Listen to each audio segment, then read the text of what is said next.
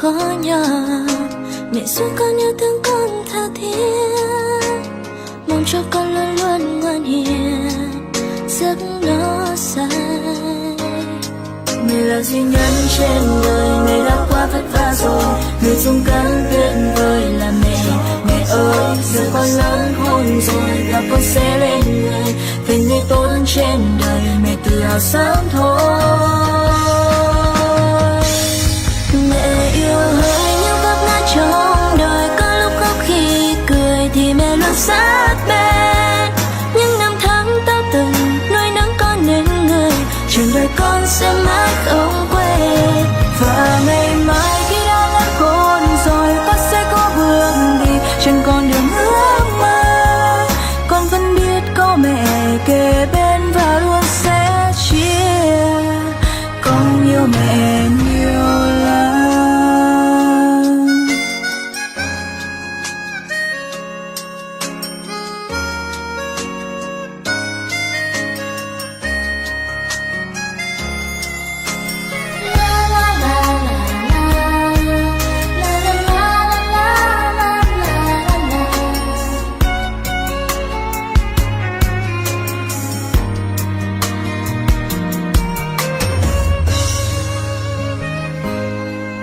Đời con sẽ không quên tình yêu thương mẹ cha đã dành cho con. Người ơi, tình yêu bao la, theo như câu ru xưa cho vơi đi nỗi nhọc nhằn trong đời của. Luôn bên con khuyên dân con nên người, mẹ yêu thương con hơn yêu cuộc sống, mong cho con luôn luôn yêu đời, sống vui tươi.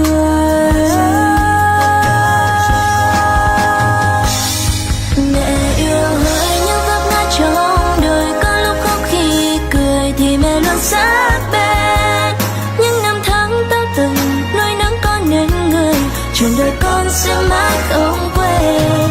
Và ngày mai khi đã lớn khôn rồi, con sẽ có bước đi trên con đường ước mơ. Con vẫn biết có mẹ kề bên và luôn sẽ chia. Con yêu mẹ nhiều lắm. Mẹ yêu hỡi những vấp ngã trong đời, có lúc khóc khi cười thì mẹ luôn sát bên. Những năm tháng ta từng nuôi nấng con nên người, trường đời con sẽ mãi không quên. Và ngày mai khi đã lớn khôn rồi, con sẽ có bước đi trên con đường ước mơ.